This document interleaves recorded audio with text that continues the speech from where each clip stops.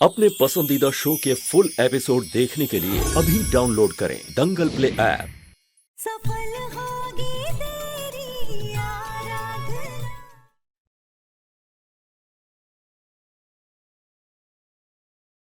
दामिनी! रुक जाओ एमडी, वरना मैं कूद जाऊंगी।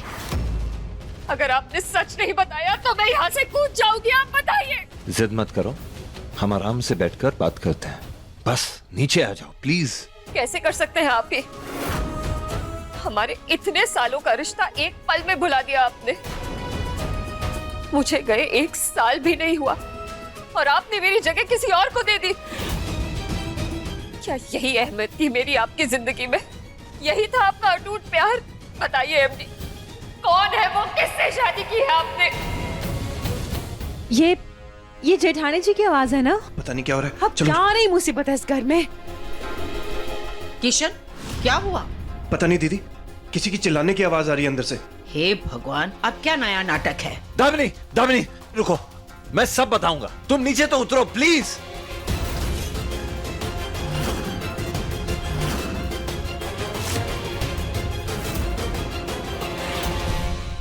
हे भगवान, ये कर क्या रही है? माधव, रोको इसे। नहीं एमडी, आप मेरे पास मत आइए, वरना मैं अभी यहाँ से कूद जाऊंगी। कोई नहीं आएगा आपके पास, प्लीज आप हिलिए मत। बताइए एमडी, कहीं ये वो लड़की तो नहीं जो आपके साथ खड़ी थी, जिसके हाथ में बच्चा था और आपने क्या उससे शादी की है आपने?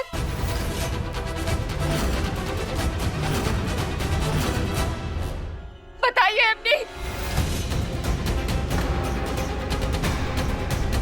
अगर आपने सच नहीं बताया तो मैं यहाँ से कूद जाऊंगी। आप बताइए। नहीं नहीं नहीं, प्लीज प्लीज रुकिए। प्लीज जिद मत करो, नीचे आ जाओ। मैं सब बताऊंगा, लेकिन प्लीज नीचे आ जाओ। नहीं, मैं नीचे नहीं आऊंगी। पहले आप मेरे सवाल का जवाब दीजिए। क्या आपने उस लड़की से शादी की? बोलिए एमडी, आपने शादी की या नहीं? बताना होगा एमडी, नहीं तो मैं यहाँ से कूद जाऊंगी। मैं इस घर की नौकरानी हूँ बस।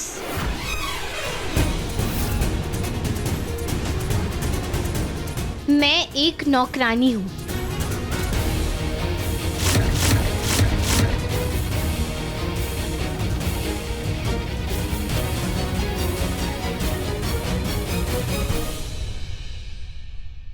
ये मेरा बच्चा है। मेरे पति मुझे यहाँ छोड़कर चले गए थे और पिछले 1 साल से मैं इसी घर में काम कर रही हूँ। यहाँ घर वाले मुझे बहुत ही प्यार और सम्मान से रखते हैं, इसीलिए आज उन्होंने मेरे बच्चे का नामकरण भी करवाया।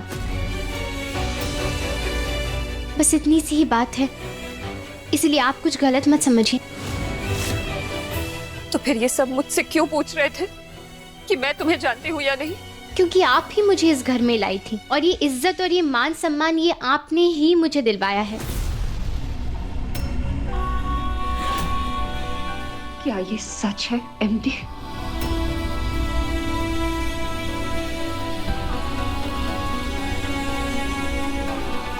प्लीज, अब बहुत हो गया, नीचे आओ प्लीज।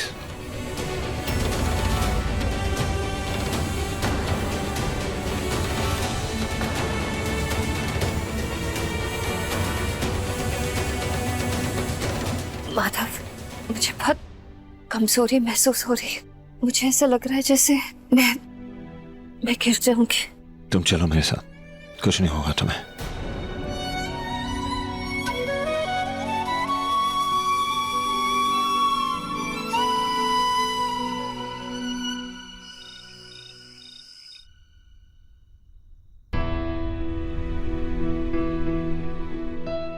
ये सच में दामिनी है? क्या दामिनी लौट आई है?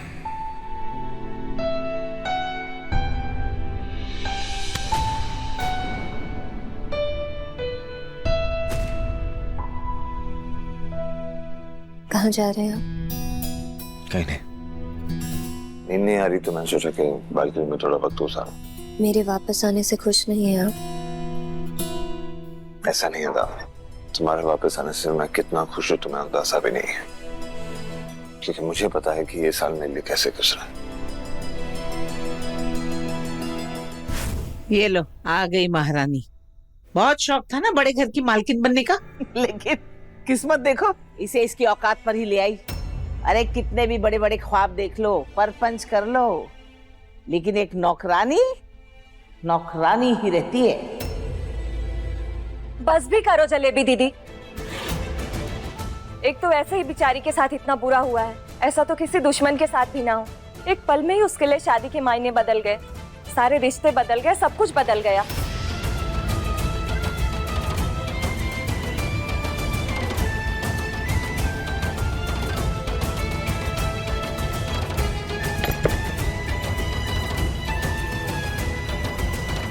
आप उदास मत होइए।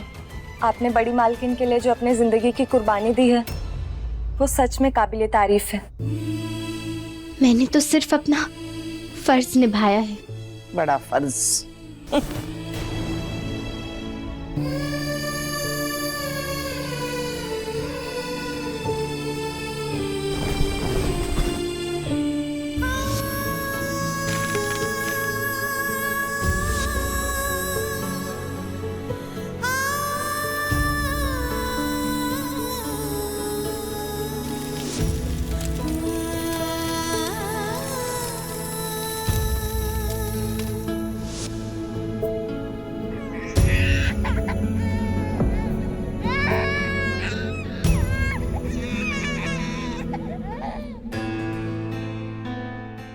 आप इतने परेशान क्यों लग रहे हैं?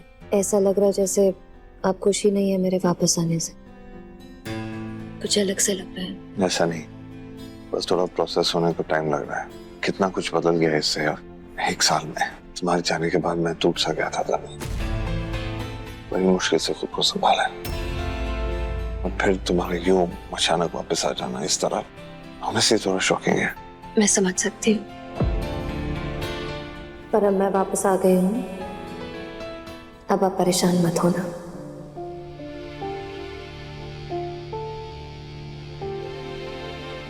तो आज से इस घर की बड़ी बहू को जितने भी हक मिलते हैं, वो सारे हक तुम्हें मिलेंगे।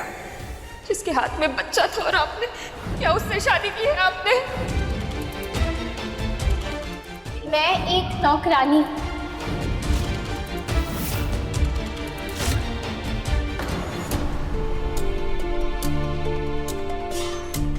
क्या हुआ?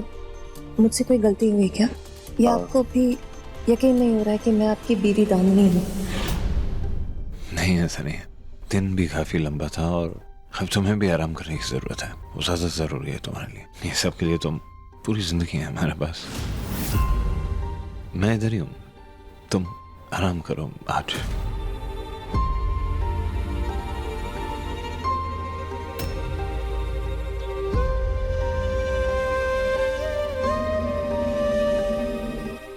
जिसके हाथ में बच्चा था और आपने क्या उससे शादी की है आपने?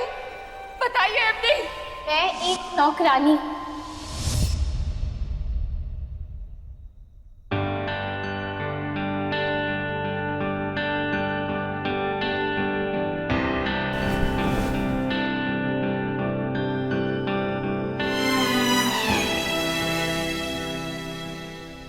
किस्मत ने अजीब से दो राहें पे लाकर खड़ा कर दिया मुझे। आज तक सिर्फ एक ही चाहत थी मेरी, दामिनी। उसे एक बार वापस देखने के लिए मैं अपनी जान दे सकता था, और आज वो मुझे मिली। पर इन हालत में मैं ऐसे चक्रव्यूह में मैं फंस गया हूँ कि ना मैं आराधना के साथ इंसाफ कर पा रहा हूँ और ना दामिनी का सच बता पा रहा हूँ। एक झटके में 3 जिंदगियां बर्बाद हो रही हैं। क्योंकि इनकी इस वक्त मानसिक स्थिति बहुत खराब है, और इनको ज्यादा स्ट्रेस दिया ना तो इनकी शायद तबीयत बहुत ज्यादा बिगड़ सकती है।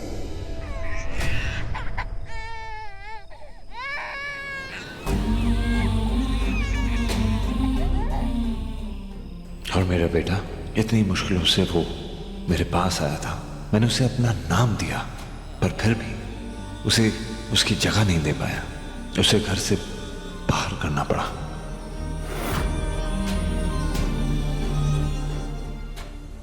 आराधना,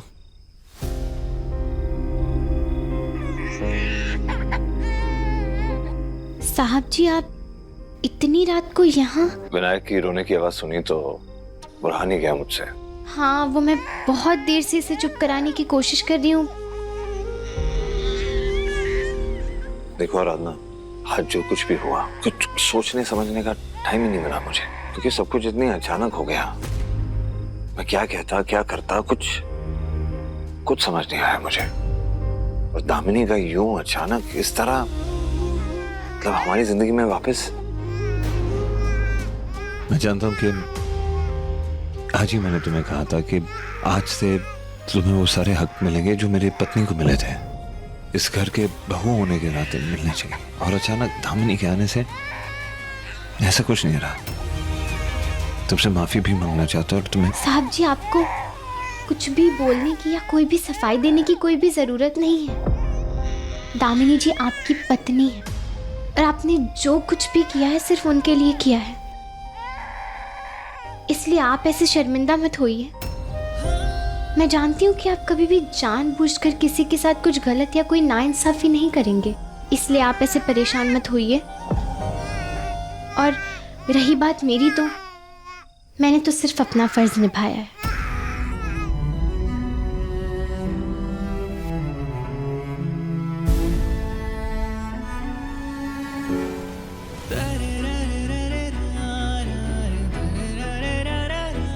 एक मिनट रुकिए, मैं अभी आती हूँ।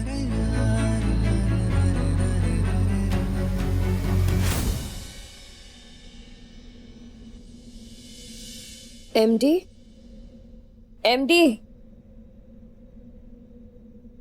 कहाँ चले गए?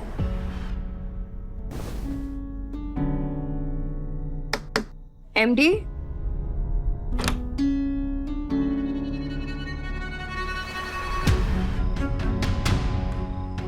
यहाँ भी नहीं है।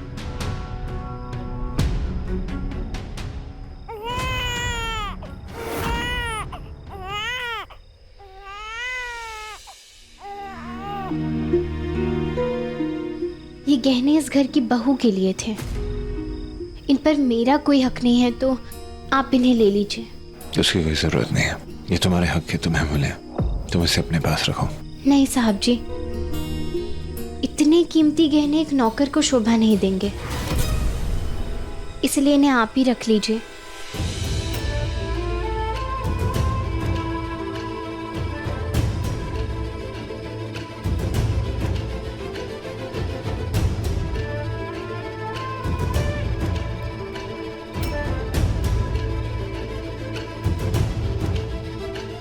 ये सब क्या हो रहा है?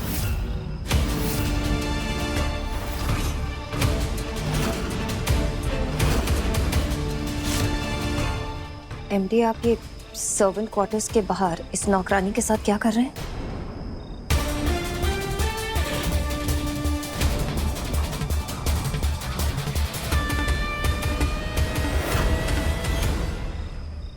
कुछ नहीं, आज जो इसने तुम्हारे लिए किया उसके लिए थैंक यू कह रहा था, बस और कुछ नहीं। थैंक यू तो आप सुबह भी बोल सकते थे, इतनी रात को आने की क्या जरूरत थी?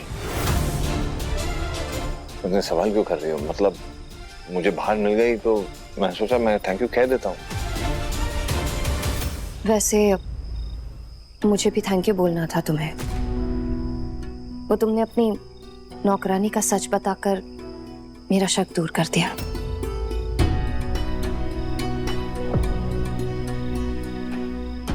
बच्चा बहुत प्यारा है तुम्हारा।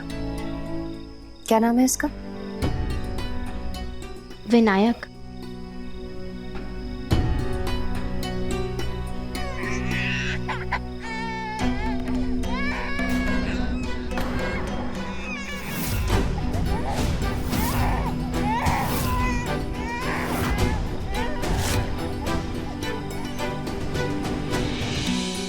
चले एमडी? चल। वैसे आप पहले तो कभी सर्वेंट क्वार्टर्स की तरफ नहीं जाते थे, तो फिर आज कैसे? देखिए, आइंदा आप वहां पर मत जाना। मुझे नहीं अच्छा लगता कि आप वहां जाएं और नौकरों से बात करें। दानी तो ऐसी बात नहीं है, बच्चा रो रहा था तो इसलिए मैंने सोच।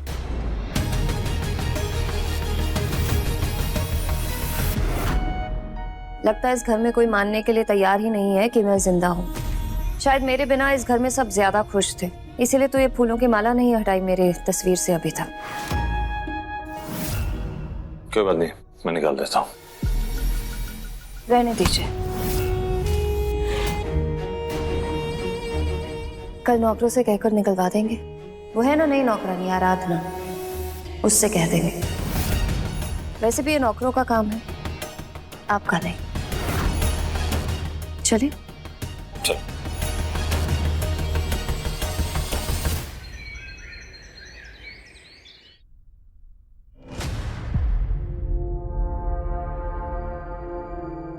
आराधना, 1 मिनट इधर आना, मेरी हेल्प कर दो। चंदा एक काम करो, आराधना का सारा सामान जो भी स्टोर रूम में है उसे समेट कर यहाँ ले आओ।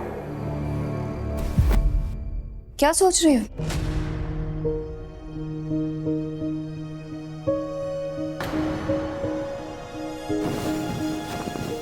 वैसे मेरा ये नया लुक कैसा लगा? मुझे लगा कि आज मेरी जिंदगी की नई शुरुआत हो रही है तो एक नए अंदाज से करना चाहिए।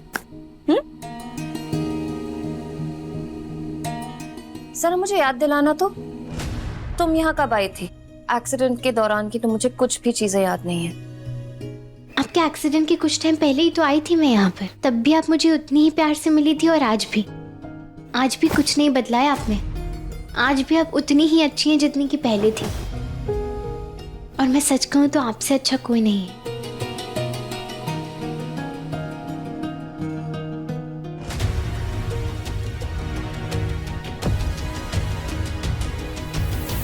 एमडी, कैसी लग रही हूँ मैं? New look. Beautiful as always.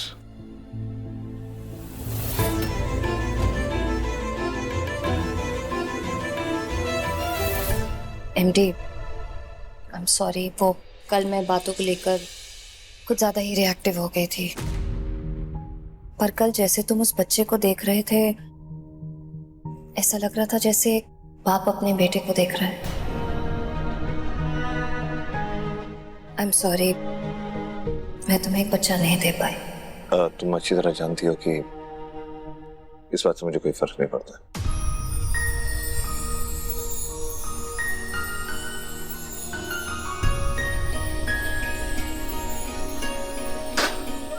Jalebi, आज सिर्फ बड़े साहब की मनपसंद चीजें बनेंगी, और हाँ, उनकी मनपसंद जलेबी ना मैं खुद बनाऊंगी। जी बड़ी मालकिन। ये साबूदाना की खिचड़ी किसने बनवाई? अरे, कड़ी पत्ता। साबूदाने की खिचड़ी में कड़ी पत्ता कौन डालता है? वही तो बड़ी मालकिन, मैं भी बोल रही थी, कड़ी पत्ता कौन डालता है? हाँ, लेकिन वो जो नई लड़की आई है ना, नौकरानी नई, उसने बनाई है अपने बम्बई स्टाइल में। ये इस घर में खाना या तो महाराज जी बनाते हैं या मैं। ये नौकर कब से रसोई में हाथ लगाने लग गए? मेरे जाते ही इस घर के रिवाज बदल गए क्या? अब मैं आ गई हूं ना, तो वही होगा जो पहले होता था। नहीं बड़ी भाभी, ऐसी कोई बात नहीं है। वो कुछ दिनों से महाराज जी की तबीयत खराब थी, इसलिए ये दीदी खाना बना रही थी।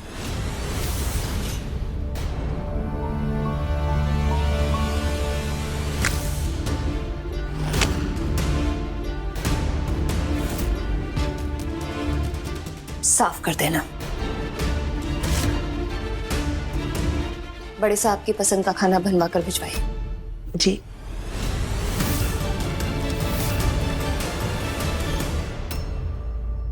किशन, एक काम करो, केबल टीवी ना निकलवा दो। पूछो क्यों? क्यों? क्योंकि मैं ना आज से टीवी सीरियल देखना बंद करने वाली। थैंक यू जी, मुझ पर इतना बड़ा एहसान करने के लिए। कम से कम अब मेरी लाइफ में थोड़ी शांति तो आएगी। शांति? Oh really? यस। अरे हमारा घर किसी एंटरटेनमेंट से कम है क्या?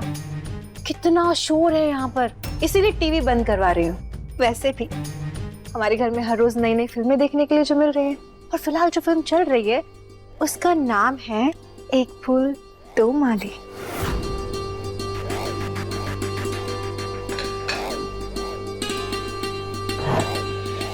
सॉरी, एक माली दो फूल।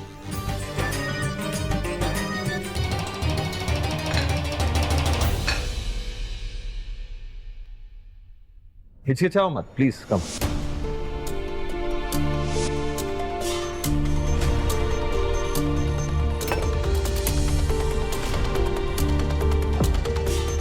तुम यहाँ क्या कर रही हो? जाओ बाकी नौकरों के साथ बैठो।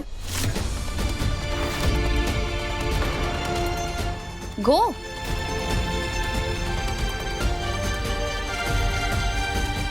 बड़ी अजीब बात है, इससे पहले तो बड़ी मालकिन ने हम सब के साथ कभी मालकियों जैसा बर्ताव नहीं किया, कभी हमें नौकर भी नहीं कहा, तो आज ऐसा क्यों कर रही है? कुछ तो अजीब है जलेबी दीदी। पता नहीं।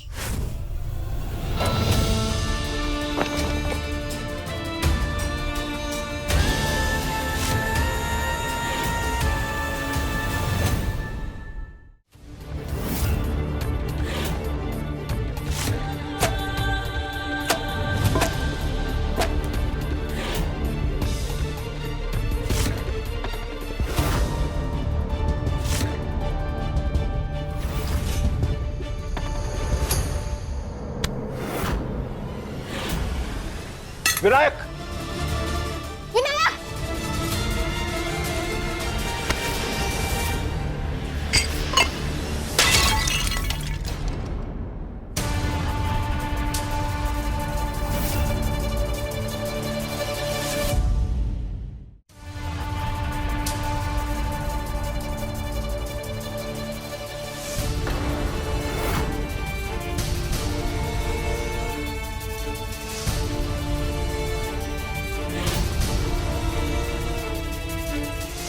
पागल हो गई हो तुम?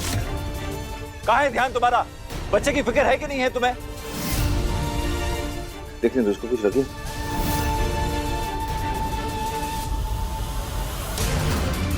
Thank you so much. मैंने आपको इतनी शॉर्ट नोटिस पर बुलाया और आप आ गए। बहुत सुना है आपकी एजेंसी के बारे में, बहुत अच्छा काम कर रहे हैं। जी थैंक यू। माधवदास जी ने हमारी कंपनी के लिए इतना कुछ किया है, इतना डोनेशन दिया है, तो उनके लिए इतना तो कर ही सकता हूँ मैं।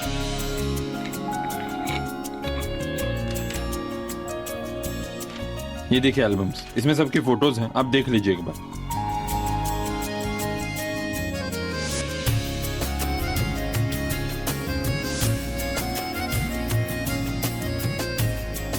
हाँ ठीक है, ओके, मैं फोन करता हूँ।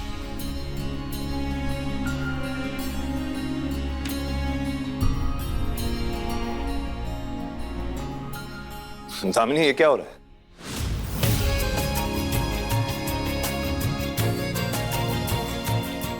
एमडी ठीक है, देखो।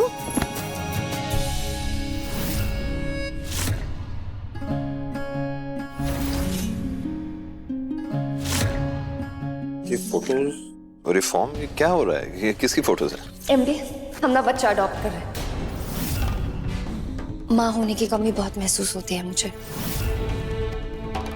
और मुझे लगता है कि आप भी ना दिल से बाप बनने के लिए रेडी हैं। इसीलिए बच्चे के आने से हमारी विश भी पूरी हो जाएगी और हमारी फैमिली भी। तुम्हें अगर इस बच्चे में कोई इंटरेस्ट नहीं है ना, मैं ये सब अकेले भी कर सकती हूँ, लेकिन मैं खुशखबरी लिए बगैर यहाँ से नहीं जाऊंगी। ठीक है, अकेले करना है ना, अकेले करो। इस पागलपन का हिस्सा नहीं बनने वाला मैं दामिनी। बच्चा अडॉप्ट नहीं कर रहे हैं, ये बात छोड़ दो। क्यों? क्यों बच्चा अडॉप्ट नहीं कर सकते? बिना बच्चे को अडॉप्ट किए आप बाप नहीं बन सकते। मैं आपको बच्चा दे नहीं सकती, और हम पूरी जिंदगी बिना बच्चे के रह नहीं सकते, तो हमें बच्चा अडॉप्ट करना होगा ना। और मुझे समझ में नहीं आ रहा कि पहले तो आपको कोई प्रॉब्लम नहीं थी, अब क्यों है? ऐसा क्या हो गया है? ऐसा क्या हो गया है दामिनी? बात सुनो मेरी, अभी अभी तुम आई हो, पूरी तरह ठीक भी नहीं हो, बीमार हो, ठीक है? ये क्या करने की जरूरत है, क्यों करने की जरूरत है? और मैंने कभी तुम्हें कहा है, कभी ये एहसास दिलवाया कि तुम मां नहीं बन सकती?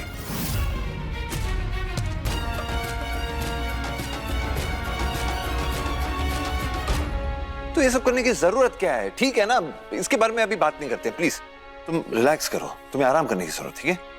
देखिए सर, हमको कोई बच्चा अडॉप्ट नहीं करना, प्लीज आप ये लीजिए और निकलिए। Thank you.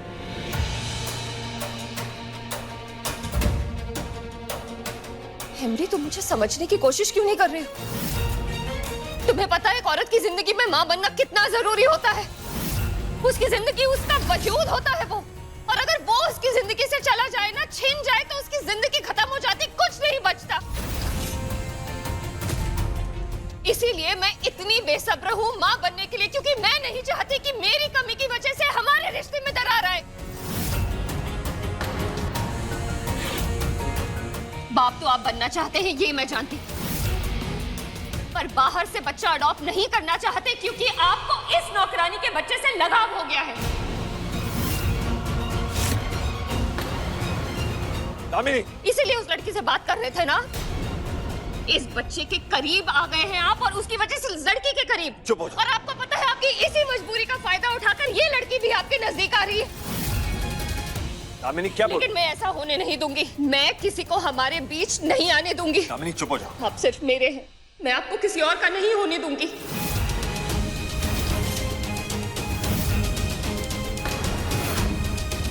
कोई गैर बच्चा हमारे रिश्ते के बीच में दरार नहीं डाल सकता। दामिनी तुम गलत समझ रही हो, मेरी बात तो सुनो। मैं कुछ नहीं सुनना चाहती। मैं किसी तीसरे को हमारे बीच नहीं आने दूंगी।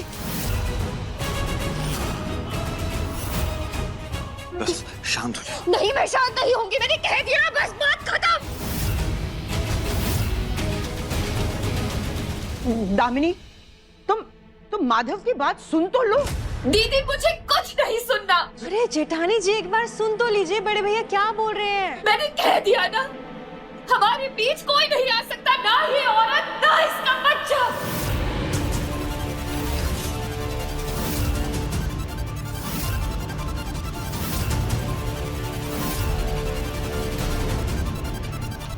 दामिनी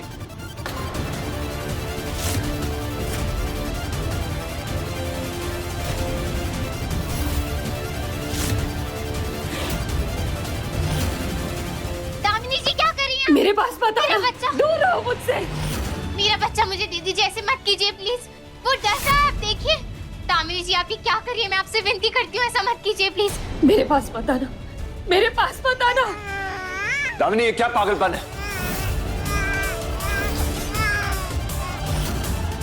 दामिनी जी मेरी बात सुनिए, मेरे बच्चे को मुझे दे दीजिए, मेरा विनायक। कोई भी मेरे पास बताना। मेरी बात सुनिए, मैं बात कर रहा हूँ ना। करिए विनायक के साथ में प्लीज, वो डर रहा है, मुझे दे दीजिए ना।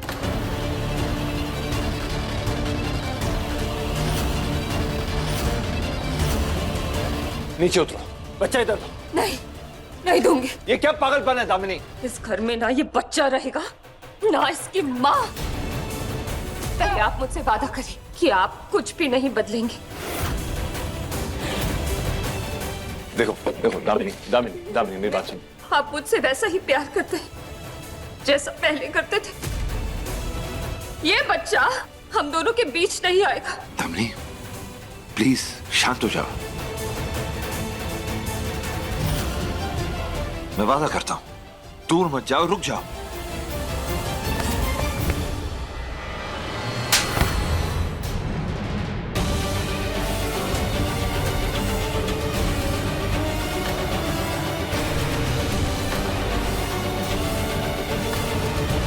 विनायक किसी और का बच्चा नहीं, बल्कि तुम्हारा और मेरा बेटा है।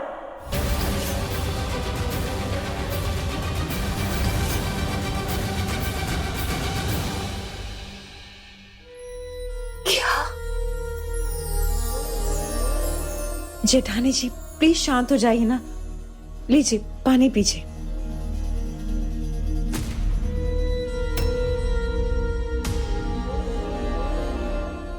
लो चंदा।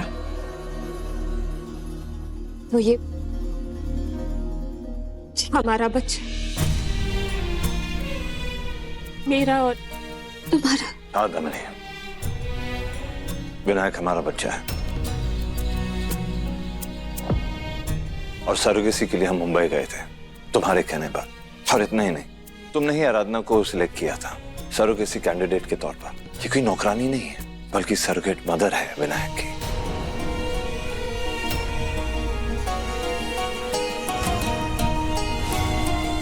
इसने विनायक को जन्म दिया। 1 साल तक आराधना ने ही विनायक को पाला है।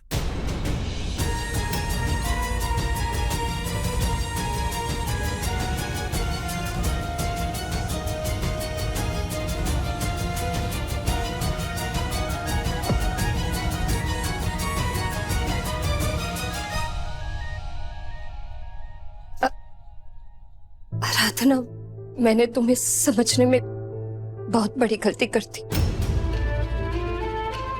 मुझे माफ कर दो। तुमने मेरे बच्चे को जन्म दिया,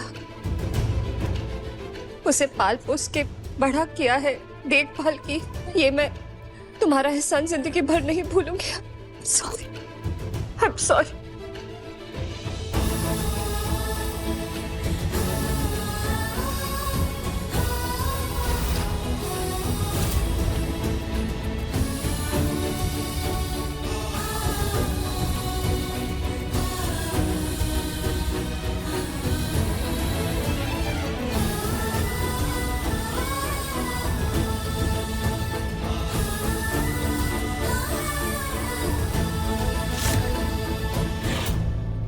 अब मैं अपने बच्चे को अपने से दूर नहीं होने दूंगी।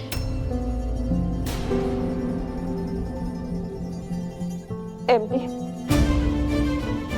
अब हमारी फैमिली पूरी हो गई। अंदर चले, अपने बच्चे को अपना कमरा दिखाते हैं।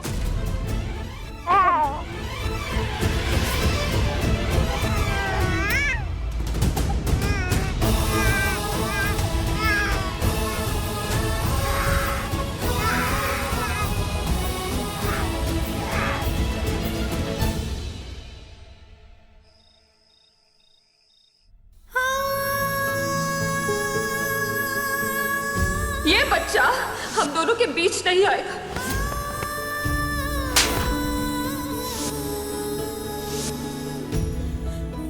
दामिनी जी क्या कर रही हैं? मेरे पास पता मेरा बच्चा दूर रहो मुझसे।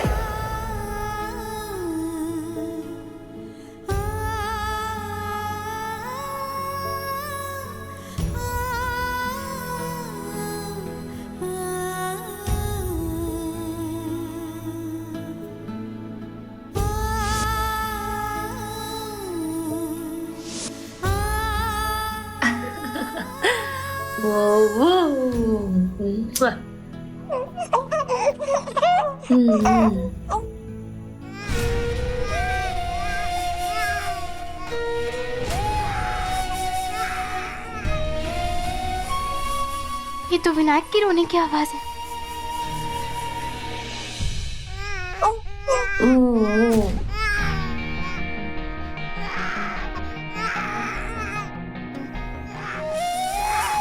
बस बच्चा। अच्छा, मैं जाकर देख कर आती हूँ। मेरे बच्चे को जन्म दिया, उसे पाल पोस के बड़ा किया है, तुम्हारा एहसान जिंदगी भर नहीं भूलूंगी। एमडी, अब हमारी फैमिली पूरी हो गई।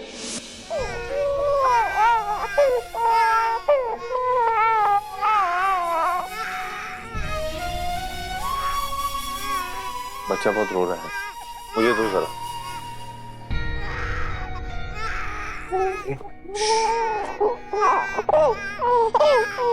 कोई बात नहीं, कोई बात नहीं, कोई बात नहीं। चलो मेरे साथ चलो। आप इसके साथ रहते हैं ना, इसलिए इसे आपकी आदत हो गई है। मैं तो अभी अभी आई हूं, इसलिए मुझे पहचान नहीं रहा है।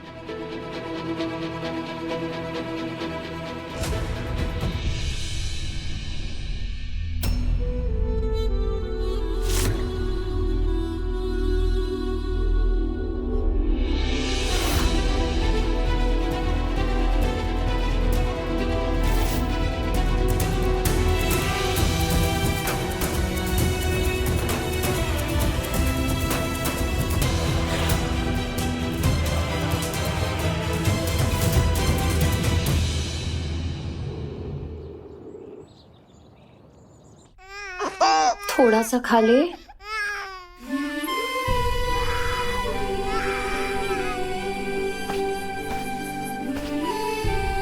पता नहीं विनायक ने अब तक कुछ खाया है भी या नहीं।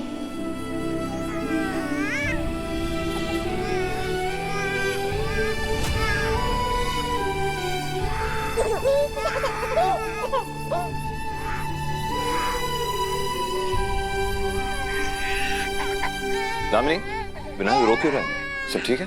देखिए ना, कब से इसे बेबी फूड खिलाने की कोशिश कर रही हूँ, खा ही नहीं रहा है। इसे ना गाय का पतला दूध बहुत पसंद है और दाल का पानी भी। और वो जो बच्चों का बाहर वाला पाउडर आता है ना, वो आप इसे बिल्कुल मत दीजिएगा।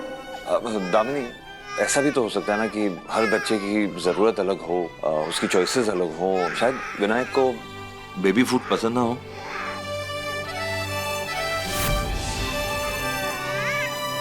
साहब जी को याद है ये सब?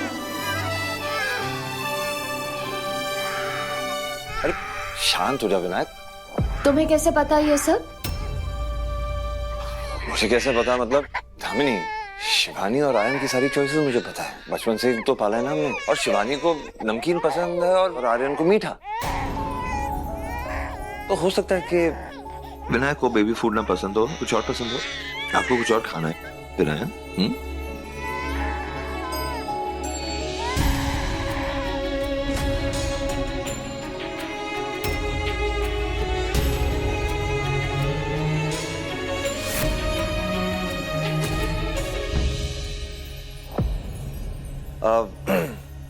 दामिनी, मुझे लगता है कि कम से कम हमें आराधना को पूछ लेना चाहिए कि शायद उसे पता हो कि विनायक को क्या पसंद है। 1 साल से जो उसकी परवरिश की है। मैं आराधना को बुलाता हूँ। आराधना, आराधना,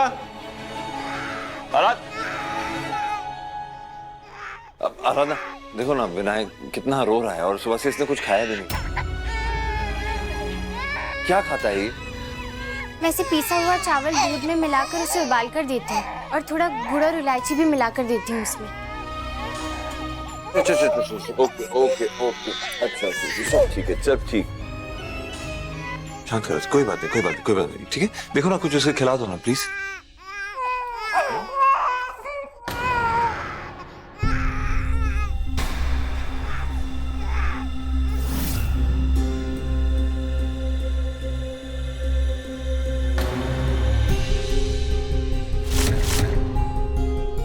इट्स ओके दामिनी, विनायक अभी अभी मिला है ना तुमसे, तो शायद एडजस्ट होने में थोड़ा टाइम लग रहा होगा ऐसे।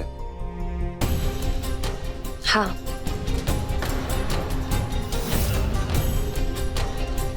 थैंक यू वेरी मच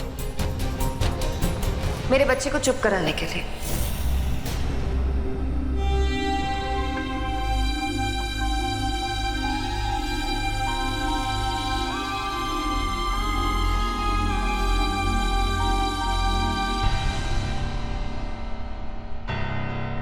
आराधना,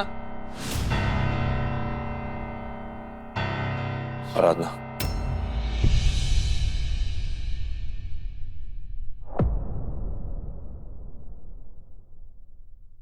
तुम्हारा दर्द समझ सकता हूं मैं आराधना, सच में समझ सकता हूं। विनायक का इस तरह तुमसे दूर हो जाना और दामिनी का विनायक को तुमसे ना मिलने देना आसान नहीं है। तकलीफ हो रही होगी ना तुम्हें। आखिरकार विनायक को तुमने ही तो कोख में पाला है। सब समझ सकता हूं। देखो आराधना, दामिनी को बरसों बाद ऐसी खुशी मिली है, इसलिए शायद वो विनायक को लेकर थोड़ी पोसेसिव है बस। लेकिन जैसे तुम दामिनी को सपोर्ट कर रही हो, उसके लिए मैं तुम्हारा शुक्रगुजार हूं। I'm really thankful। मैं समझ सकती हूँ दामिनी जी की हालत, क्योंकि एक माँ हमेशा अपने बच्चे को अपने सीने से लगा कर रखना चाहती है।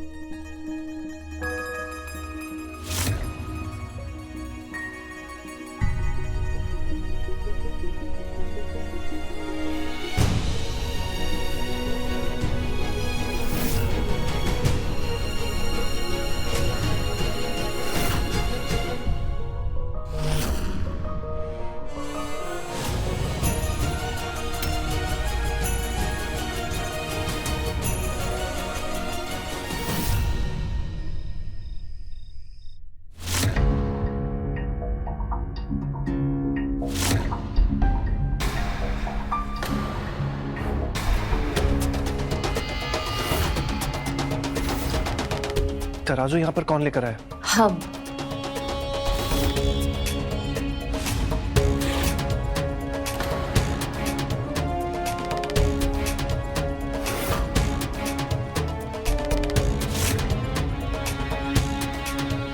आराधना, इस तराजू पर बैठो।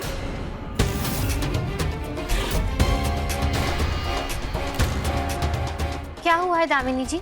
अरे बैठो ना। लेकिन ये सब है क्या? एक सरप्राइज है, तुम्हें बहुत अच्छा लगेगा। बैठो।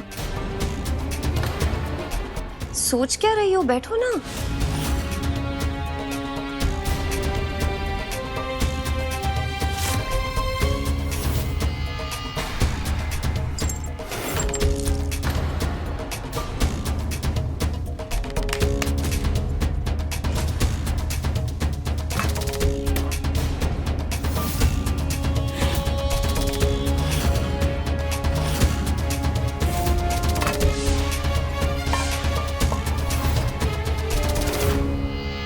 बोला था ना, इस घर में एंटरटेनमेंट की कोई कमी नहीं है। सोच रही हूँ बाहर से टिकट रखकर लोगों को बुलाना शुरू कर देती हूँ, इनकम भी हो जाएगी, है ना? कभी भी कुछ भी बोलती हो यार तुम। दामिनी, ये तुम क्या कर रही हो? अरे दीदी, इसे इसकी सर्विस के पैसे दे रही हो। इतना बड़ा काम किया इसने। 9 महीने तक मेरे बेटे को अपनी कोख में रखा, उसे पैदा किया, पाल पोस कर 1 साल तक बड़ा किया, उसकी देखभाल की। उसके लिए ये तो बनता ही है ना। लेकिन दामिनी, तुम्हारे लिए हमेशा पैसों से बढ़कर तुम्हारे इमोशंस रहे हैं, तो आज पैसे से तुम इसकी ममता को खरीद रही हो। तो इसने भी तो अपनी कोख पैसों के लिए ही बेची थी।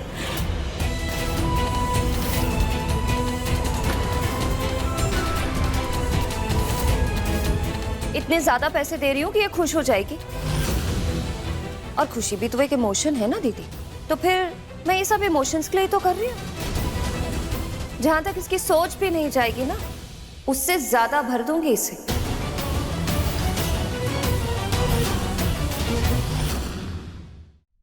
डालो। इसके वजन से कहीं ज्यादा पैसा और सोना होना चाहिए इसमें।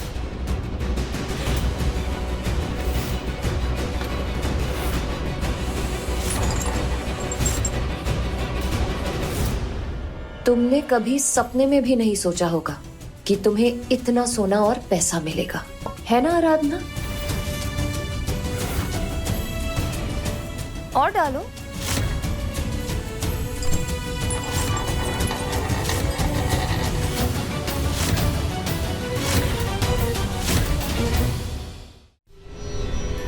क्या आज हुआ क्या है बड़ी भाभी को?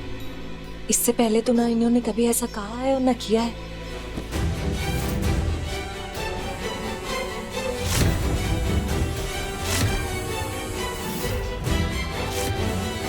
आराधना, आज से ये सारा सोना तुम्हारा। अब इस सोने को लेकर इस घर से निकलो और वापस कभी लौटकर मत आना।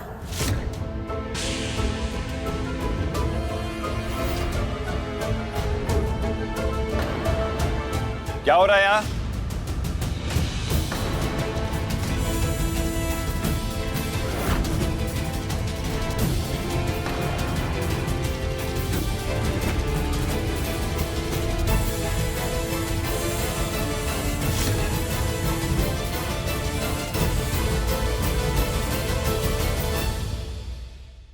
कुछ नहीं एमडी, इस नौकरानी को इसके काम की पेमेंट दे रही हूँ।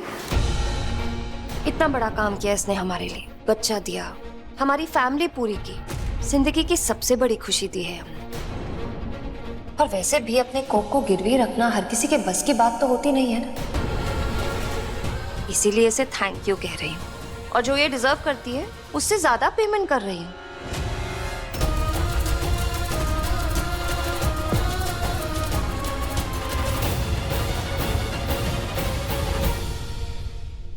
ये थैंक यू नहीं है दामिनी, बल्कि उसकी बेइज्जती कर रही हो तुम। कैसे? क्या ये नौकरानी नहीं है हमारी? काम नहीं करती हमारे लिए, चंदा झाड़ू पोछा करती है, जलेबी घर देखती है, महाराज जी हमारे लिए खाना बनाते हैं, इसने बच्चा पैदा करके दिया, तो ये भी काम ही हुआ ना। तो पेमेंट कर रही है उसका, क्या गलत किया? अब ये गरीब लोग ना हर काम पैसों के लिए करते हैं, इसलिए देती है पैसे। और इतने पैसे दिए हैं कि अब इसकी 7 पुश्ते बैठकर खाएंगी। आराधना घर की नौकरानी नहीं है।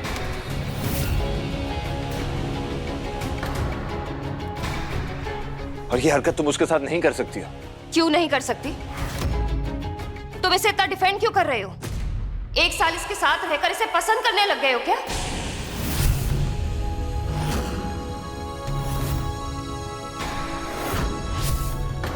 एक साल इसने मेरे बच्चे को पाल लिया तो तुमने इसे विनायक की मां समझ लिया। दामिनी, आपकी शक्ल बता रही है एमडी कि मैं जो कह रही हूँ वो सच है।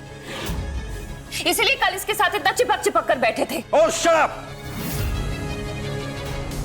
जो भी मुंह में आए बके जा रही हो तुम। ऐसा इंसान नहीं हूं मैं। इसे थैंक यू कहने के बदले इसका मजाक उड़ा रही हो तुम। मेरे कैरेक्टर पे उंगलियां उठा रही हो तुम। आप कुछ भी करें और मैं कुछ बोल भी नहीं सकती। ये मेरा भी घर है एमडी, और अगर आपको मुझे गलत प्रूफ करना ही है ना तो निकालिए इस लड़की को यहां से। जब तक ये लड़की इस घर में रहेगी ना तो मेरा बेटा होगा और ना आप। दोनों के दोनों इसके पल्लू से चिपके रहेंगे।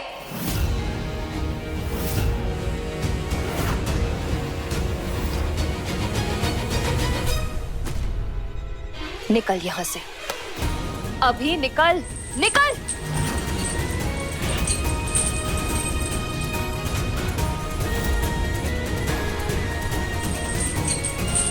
आराधना कहीं नहीं जाएगी।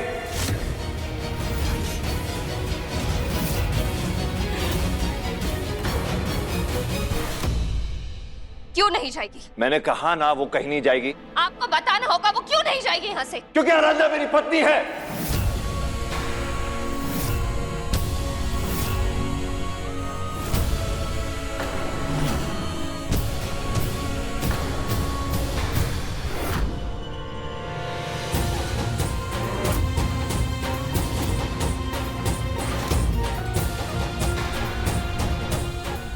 जी क्यों कहा आपने ऐसा?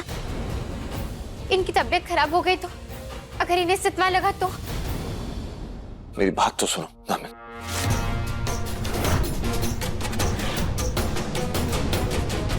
दामिनी, माधव ठीक कह रहा है। एक बार उसकी बात तो सुन लो, उसके बाद तुम्हें जो फैसला लेना है ले लो। दीदी बिल्कुल सही कह रही हैं भाभी, प्लीज एक बार सुन लीजिए। देखो दामिनी, तुम्हें लग रहा होगा कि मैं तुमसे चीजें छुपाने लगा हूं। तुम्हें सच नहीं बता रहा या तुम्हारे साथ कुछ गलत करने की कोशिश कर रहा हूं। ऐसा कुछ नहीं है दामिनी। सच तो ये है कि मैं मजबूर था क्योंकि डॉक्टर ने मुझे कहा था। या अगर मैं कुछ भी तुम्हें कह दूं या किसी किस्म का सदमा तुम्हें पहुंचे तो उससे तुम्हारी हालत खराब हो जाएगी। तो मैं क्या करता? इसमें ना मैं गलत हूं ना आराधना गलत है, ना इसके लिए मेरे दिल में कुछ है। हमें तो शुक्रगुजार होना चाहिए क्योंकि आराधना ने ही हमारा सपना पूरा किया।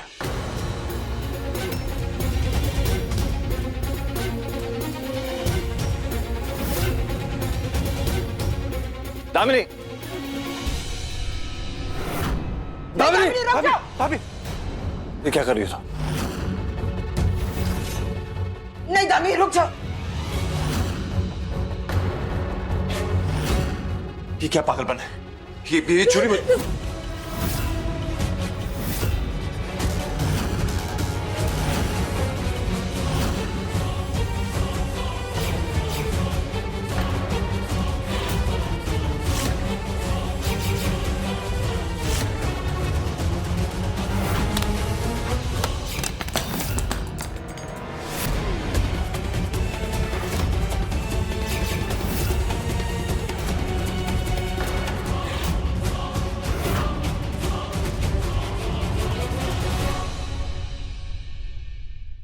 पागल होगी हो, क्या करने वाली थी तुम? अगर तुम्हें कुछ हो जाता तो? दामिनी जी, जो कुछ भी हुआ था उसमें साहब जी की कोई गलती नहीं है। हमें ये शादी सिर्फ इस समाज के दबाव में आकर करनी पड़ी क्योंकि उनकी बहुत बेइज्जती हो चुकी थी। माधव दास भारद्वाज को इस लड़की के साथ विवाह करना ही होगा। उन पर, मुझ पर, यहाँ तक कि विनायक पर भी उंगलियां उठ रही थी और सिर्फ अपनी और अपने परिवार की इज्जत बचाने के लिए उन्हें ये कदम उठाना पड़ा। शादी करना चाहती हो ना मुझसे? मैं आज, अभी इसी मंडप में तुम्हारे साथ शादी करूंगा। आप मेरा यकीन कीजिए, ये शादी सिर्फ एक दिखावा है, सिर्फ नाम का रिश्ता है ये, बस।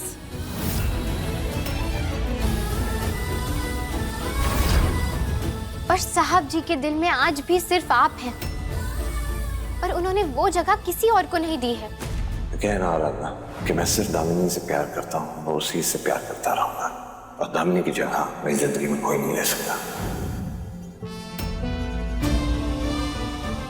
और रही बात हम दोनों के रिश्ते की, तो हमारे बीच आज तक पति पत्नी का रिश्ता ना तो कभी था और ना ही आगे कभी होने वाला है।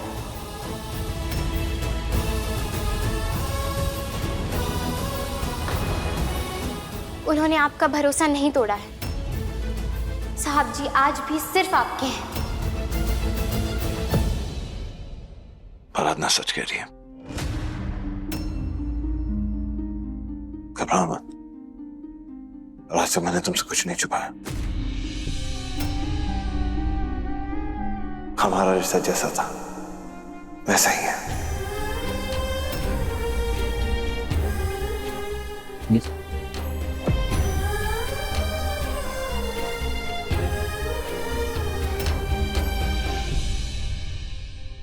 हर इंसान अपना पेट पालने के लिए, अपना घर चलाने के लिए कमाता है, और मैंने भी सिर्फ अपने दादू की जान बचाने के लिए अपनी कोख किराए पर दी थी। लेकिन विनायक का और मेरा रिश्ता अनमोल है, और मेरी ममता की कोई कीमत नहीं लगाई जा सकती।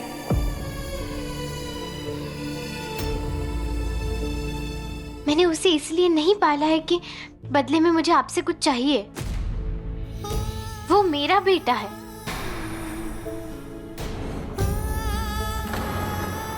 कोई भी माँ ये नहीं चाहती कि उसकी ममता की कीमत लगाई जाए। मैंने आपसे किया हुआ अपना वादा पूरा किया है दामिनी जी। विनायक को अपने माँ बाप मिल गए, उसे अपना अधिकार मिल गया। इससे ज्यादा मुझे और क्या चाहिए। मेरी तपस्या सफल हुई। आज मैं आपको यकीन दिलाती हूँ, आज के बाद आपको मेरे और साहब जी की या फिर मेरे और विनायक के रिश्ते के बारे में फिक्र करने की या घबराने की कोई जरूरत नहीं होगी।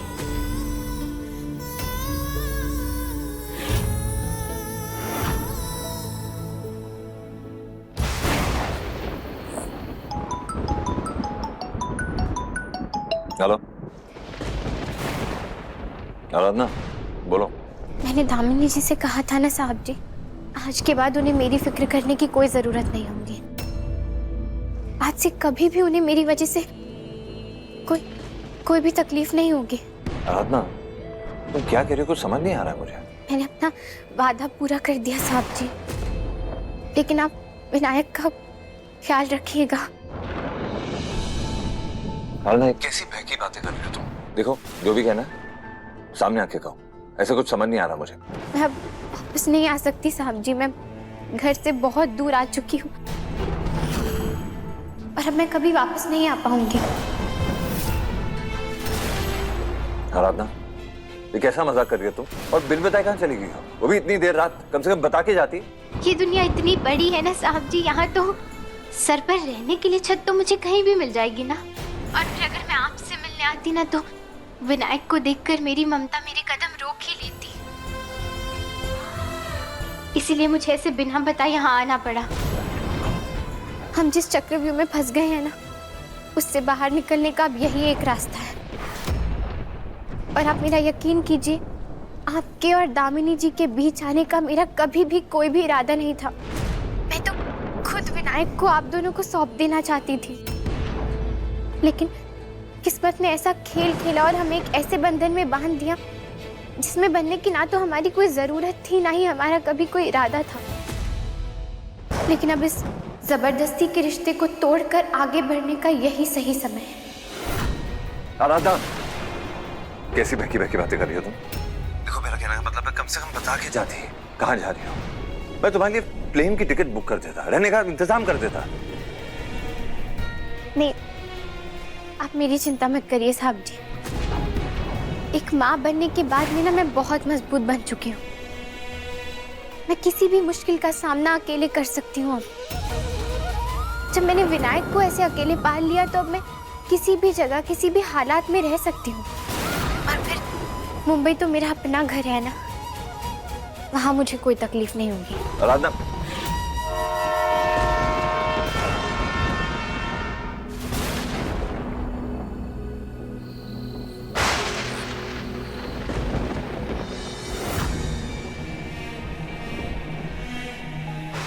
पता नहीं आराधना कहाँ होगी, किस हाल में होगी, उसे ट्रेन मिली भी होगी कि नहीं।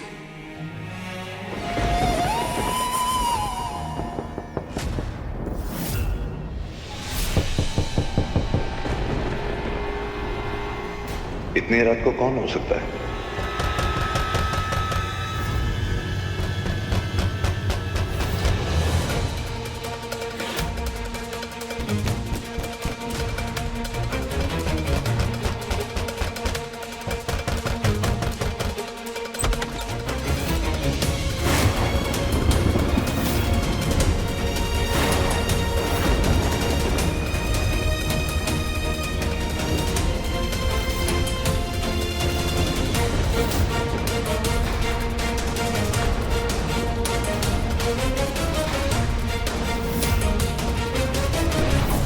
आराधना, ये सब क्या है?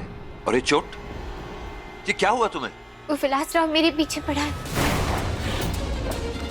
वो मुझे नहीं छोड़ेगा। किशन, पुलिस को फोन करो अभी। तुम आओ, इधर आओ। क्या?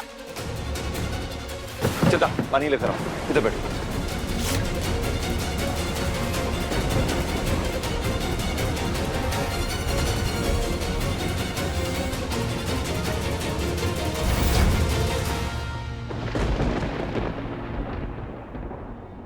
भैया, बहुत समय से विलास पुलिस के हाथ नहीं आ रहा। वो किडनैपिंग केस के बाद बार बार उन्हें चकमा देके भाग रहा है। क्या किया विलास ने तुम्हारे साथ? वो विलास ने मुझे जबरदस्ती मुंबई लेकर जाने की कोशिश की।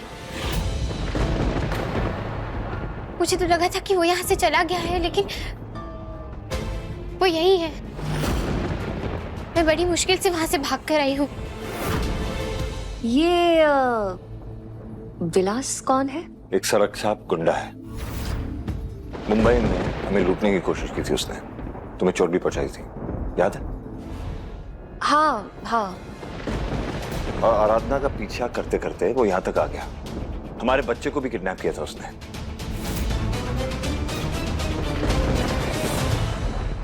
ये विलास मुझे कुछ ठीक नहीं लग रहा है, इसका कुछ करना पड़ेगा एमडी। आप बस मुझे और 4-5 दिन यहाँ रहने दीजिए ना। जैसे ही विलास का खतरा टल जाएगा, मैं खुद निकल जाऊंगी यहाँ से। ठीक है, तुम घबराओ मत, तुम यहाँ रह सकती हो। I mean, देखो दामिनी, इतना तो हम इसके लिए कर ही सकते हैं ना। हमारा फर्ज बनता है इसकी मदद करना। कुछ दिन के लिए यहाँ रुक जाए तो।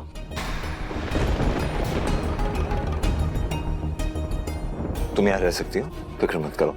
चंदा, इसका रूम तैयार करो और घबराओ मत। विलास को हम पूरी तरह पकड़ने की कोशिश करेंगे इस बार। और तुम टेंशन मत लो, वहीं मुंबई की टिकट भी मैं बुक कर दूंगा और वहां रहने का इंतजाम भी कर दूंगा, ताकि तुम्हें कोई आगे जाके फिक्र ना हो। चले एमडी?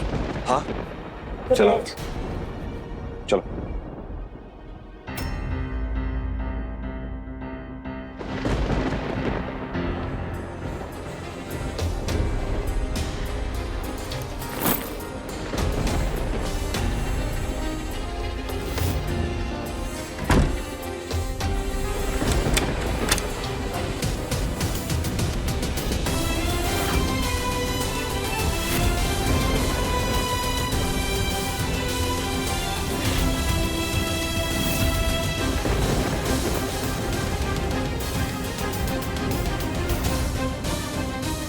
अरे यार, आज तो बहुत ज्यादा पैसे मिल गए।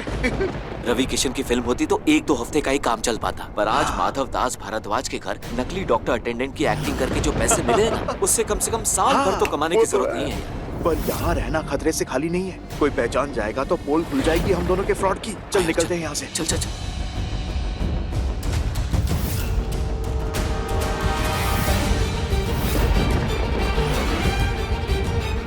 इस वक्त इनके लिए कोई भी सदमा जानलेवा हो सकता है। रुको, कौन हो तुम लोग? हाँ? रुको! अगर वो दोनों एक्टर्स थे और यहाँ आकर ड्रामा कर रहे थे, इसका मतलब है कि कुछ तो बहुत बड़ी गड़बड़ है दामिनी जी के साथ में। मुझे हर हाल में उनके सच का पता लगाना होगा।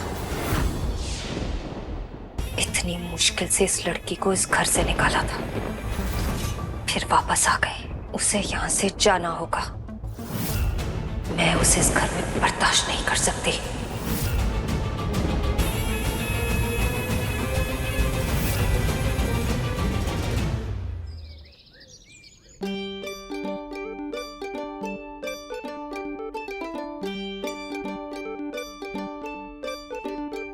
अरे वाह, बहुत अच्छी खुशबू आ रही है। हाँ, हमारे घर में से खाने की इतनी अच्छी खुशबू पहले तो कभी नहीं आई।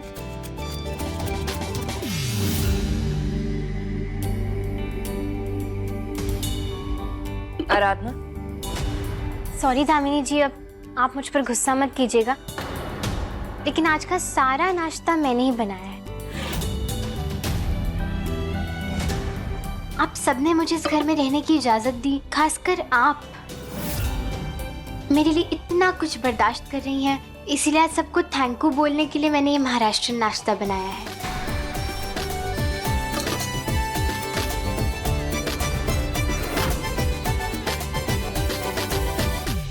अगर ये परोसी रही हो तो बता भी दो, इन सबका नाम क्या है? देखिए, ये है तर्री पोहे और ये थाली पीठ, यानी कि चावल, बाजरा और ज्वार का पराठा, और ये पूरन पूरी है, हमारी गुड़ वाली एक रोटी होती है वो।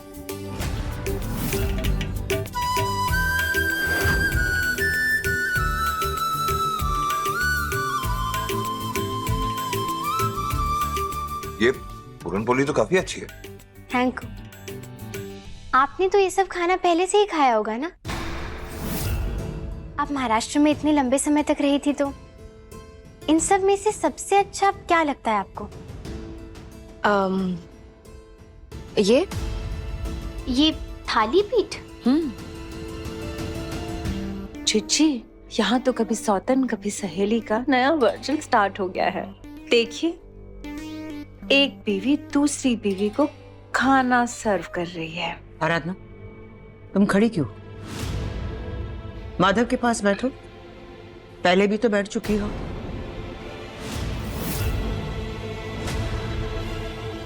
याद है ना, माधव ने हम सबसे कहा था कि तुम इस घर की नौकरानी नहीं हो, मेहमान हो, सदस्य हो।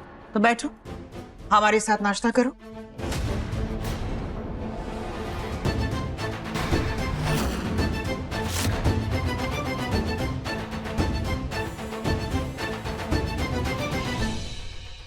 कड़ी पत्ता मुझे बिल्कुल भी पसंद नहीं है, लेकिन जिस तरह से तुमने कड़ी पत्ता डाला है, ये तो डिशेस का स्टार ही बन गया। अच्छा, लेकिन महाराष्ट्र में तो हर चीज में कड़ी पत्ता ही डलता है।